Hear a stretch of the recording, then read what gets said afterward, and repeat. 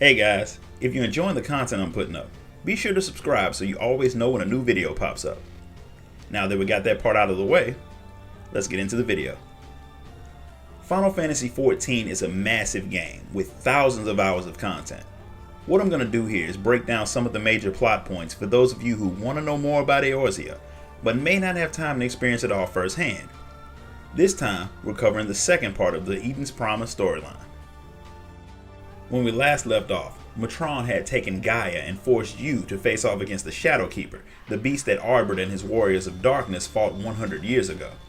Like they did before, you bring down the monster, and after the fight, Mitron gives Gaia back, but something's wrong with her. The memories of her past start coming back, and she remembers seeing the warriors of light and the Shadowkeeper, but it's all still fuzzy. Mitron reappears to fill in the blanks for her. The reason she remembered the battle was because 100 years ago, she and Mitron had combined their powers to create the beast. The reason Rean had thought Gaia felt like Eorzea when they had first met was because the woman was an Ascian reborn. She and Mitron had merged bodies and souls to fight the warriors of light, but when Arbor had struck them down, Gaia had died, allowing her to be reborn, while Mitron had been turned into Eden. She got to live on without him, but now that they're back together, he won't let her be taken away from him again. Rean tries to empathize with him. Having been held against her will herself, she can understand how trapped and helpless he must feel, but that doesn't give him the right to steal Gaia's memories. But having known true happiness with Gaia, Mitron can't handle the fact that fate tore them apart. He decides that he will merge with her again, restoring her memories all at once. He begins the process and Gaia's Ascian mask appears, revealing that he has been telling the truth the entire time. As her other memories start to return faster, she looks at Rean and has no idea who the girl is. With her mind cleared of all the distracting memories of her human side, Mitron finally rejoins with her.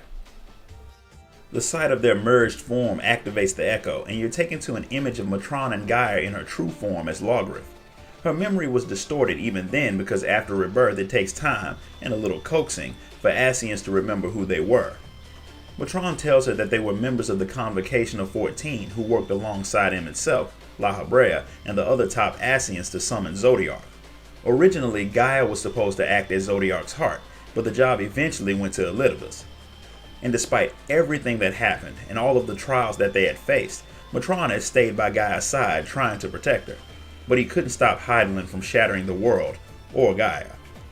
Eorzea had restored her memories so she could help them restore the world to what it had been before Hydaelyn dropkicked Zodiark and shattered everything, but she and Mitron only had the true power to help when they joined together. And Gaia was okay with that, because she cared for Mitron as much as he cared for her. She makes him promise that they'll never be separated again, and he vows that even if fate tears them apart, he will find her, and when he calls out to her, she swears that she'll always come running. When the vision ends, Mitron reveals that he and Gaia were always destined to be together, but he didn't have the power to restore sundered souls to their rightful place like Eorzea could without merging with them. With the process complete, Gaia restored to her place as Logrith. With that done, they can move forward with restoring the world to what it had once been, and carving out their own utopia where they could spend eternity together. Rean doesn't care about anything he said. She just wants her friend back, which seems a bit selfish. Yes, she and Gaia became best friends, but ignoring the fact that Gaia and Mitron have generations of history together all because you want somebody to hang out with is kind of childish, especially after the Echo revealed that Mitron has been telling the truth. She goes so far as to call his plan to get Gaia back a wicked scheme, as if the two of them hadn't promised to fight for each other centuries before. So Mitron, refusing to allow servants of Hydaelyn to tear him and Gaia apart again, draws Rean's greatest fears out and makes them manifest, forcing you to fight what has to be the coolest looking version of Thancred ever, the Fatebreaker. When you overcome the monstrosity, Mitron can't believe that you, a fragmented soul, was able to overcome the manifestation of your fears when they, the unsundered Ascians, couldn't. Clearly he doesn't know what you are, but he has been out of the loop for a while, so it's understandable. While he's distracted by his thoughts, the moral side of Gaia begins to rebel against her Ascian half, so Mitron begins purging the memories brought on by her time with the Servants of Light. Then, to make sure you cause no further problems, he decides to kill you so he can get back to his important work. Mitron begins to absorb large amounts of ether, so much so that if you don't stop him, the entirety of the First will be destroyed, and then the battle begins. You face off against the combined form of Mitron and Gaia, just like Arbor had done in the past. But this time, when you win, both of their souls are sent into the rift. In the void, the pair talk, but where Gaia had died the last time, this time Mitron dies and is free to be reborn, something that Gaia believes he should be happy with, since it means fate can bring them together again in another life. But it may be her that finds him the next time. It sounds good, but he doesn't even think she'll remember him for long.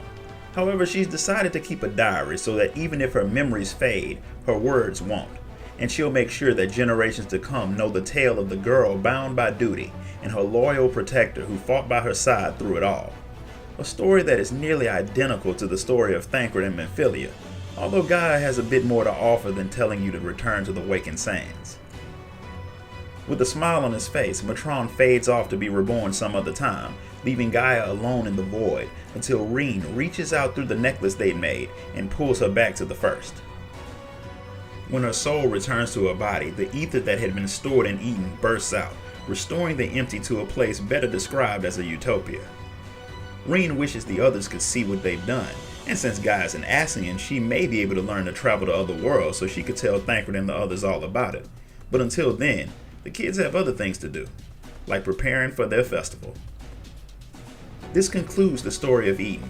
If you enjoyed this video, give it a thumbs up, and make sure you subscribe so you don't miss out on the next video.